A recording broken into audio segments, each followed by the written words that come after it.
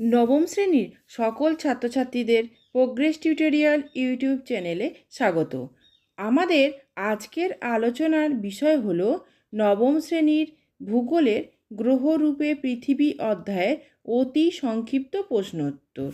আজকের ভিডিওটি নবম শ্রেণীর ছাত্রছাত্রীদের জন্য ভীষণ গুরুত্বপূর্ণ। তোমরা ভিডিওটি কোথাও স্কিপ না করে পুরোটা দেখো।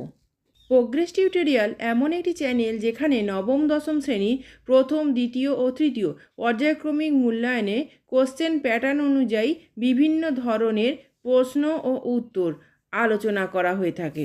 চলো আজকের ভিডিওটি শুরু করা যাক। আজকের প্রথম প্রশ্ন দেখো, কে প্রথম পৃথিবীর পরিধি নির্ণয় করেন? উত্তর, এরাটোস্থেনিস প্রথম পৃথিবীর পরিধি নির্ণয় করেন। পরের প্রশ্নটি দেখো, সিয়েন ও আলেকজান্দ্রিয়া স্থান দুটি বর্তমানে কোন দেশে অবস্থিত? উত্তর, সিয়েন ও আলেকজান্দ্রিয়া স্থান দুটি বর্তমানে মিশরে অবস্থিত। পরের প্রশ্নটি দেখো, পৃথিবীর সবচেয়ে নিচু স্থানের নাম কি? উত্তর, মারিয়ানা খাত। পরের প্রশ্নটি দেখো, সূর্যের নিকটতম গ্রহ কোনটি? উত্তর, বুধ। পরের প্রশ্নটি দেখো, সৌরজগতের আয়তনে বৃহত্তম গ্রহ কোনটি? উত্তর, বৃহস্পতি।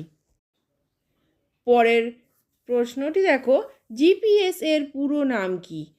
উত্তর, জিপিএস পুরো কথা হলো গ্লোবাল পজিশনিং সিস্টেম। পরের প্রশ্নটি দেখো, জিপিএস উপগ্রহগুলি কটি কক্ষপথে স্থাপন করা হয়েছে? উত্তর, জিপিএস উপগ্রহগুলি 6টি কক্ষপথে স্থাপন করা হয়েছে। পরের প্রশ্নটি দেখো, পৃথিবীর উপগ্রহগুলি কটি কক্ষপথে স্থাপন করা হয়েছে? উত্তর, পৃথিবীর উপগ্রহগুলি 4টি কক্ষপথে স্থাপন করা হয়েছে। পরের প্রশ্নটি দেখো, বেডফোর্ড লেভেল পরীক্ষা কোন দেশে করা হয়েছিল? উত্তর, বেডফোর্ড লেভেল পরীক্ষা ইংল্যান্ডে করা হয়েছিল। পরের প্রশ্নটি দেখো, পৃথিবীর প্রকৃত আকৃতি বোঝানোর জন্য কোন শব্দ ব্যবহার করা হয়? উত্তর, পৃথিবীর প্রকৃত আকৃতি বোঝানোর জন্য জিওয়েড শব্দ ব্যবহার করা হয়। এই ধরনের ভিডিওগুলি পেতে চ্যানেলটি অবশ্যই সাবস্ক্রাইব করে রেখো এবং বেল আইকন প্রেস করে অল নোটিফিকেশন অন করে রেখো। এছাড়া ভিডিওটিকে লাইক ও শেয়ার করো। পরের প্রশ্নটি দেখো, উপগ্রহ নেই এমন দুটি গ্রহের নাম লেখো। উত্তর, বুধ ও শুক্র। পরের প্রশ্নটি দেখো, জিপিএস ব্যবহারের ক্ষেত্রে ন্যূনতম কয়টি উপগ্রহের প্রয়োজন? উত্তর, 3টি। পরের প্রশ্নটি দেখো, সৌরজগতের কোন গ্রহকে লাল গ্রহ বলা হয়? উত্তর, মঙ্গলকে। পরের প্রশ্নটি দেখো, জিওড কথার অর্থ কী? উত্তর, জিওড কথার অর্থ পৃথিবীর আকৃতি, পৃথিবীর সদৃশ্য। পরের প্রশ্নটি দেখো, পৃথিবী পৃষ্ঠের সর্বত্র আবর্তন বেগ সমান নয় কেন? উত্তর, পৃথিবীর আকৃতি অভিগত গোলক হওয়ার জন্য পৃথিবী পৃষ্ঠের সর্বত্র আবর্তন বেগ সমান নয়। পরের প্রশ্নটি দেখো, পৃথিবীর অভিকর্ষজ বলের মান কোন অঞ্চলে সবচেয়ে কম? উত্তর, নিরক্ষীয় অঞ্চলে। পরের প্রশ্নটি দেখো, জিপিএস ব্যবহারের ক্ষেত্রে ন্যূনতম কয়টি উপগ্রহের প্রয়োজন? উত্তর, 3টি।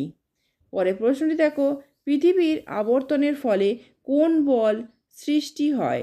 উত্তর, পৃথিবীর আবর্তনের ফলে কেন্দ্রাতিক বল সৃষ্টি হয়। পরের প্রশ্নটি দেখো, পৃথিবীর চাপের দৈর্ঘ্য কোন দিক থেকে কোন দিকে কমে? উত্তর, পৃথিবীর চাপের দৈর্ঘ্য মেরু থেকে নিরক্ষীয় অঞ্চলের দিকে কমতে থাকে। পরের প্রশ্নটি দেখো, বেডফোর্ড খালে আলফ্রেড ওয়ালেস কী প্রমাণ করেন? উত্তর, বেডফোর্ড খালে আলফ্রেড ওয়ালেস পৃথিবী গোল তত্ত্বের প্রমাণ করেন? পরের প্রশ্ন দেখো, কোরিওলিস বলের অন্য নাম কি?